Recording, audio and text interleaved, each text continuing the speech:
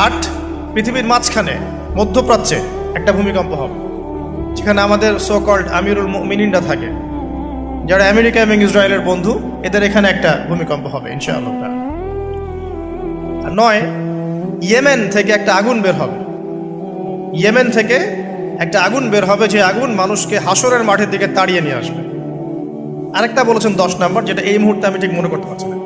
তো এই 10টা আলামতের কথা নবী সাল্লাল্লাহু আলাইহি ওয়াসাল্লাম বলেছেন, না হওয়া পর্যন্ত, এই 10টা আলামত না আসা পর্যন্ত কিয়ামত হবে না। ঠিক আছে?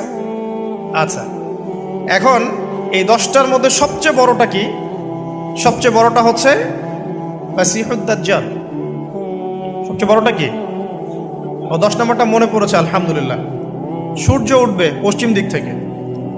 সূর্য উঠবে পশ্চিম দিক থেকে, তাহলে আর সময় নাই, পৃথিবীর সময় শেষ। এই 10টা মনে থাকবে? আসেন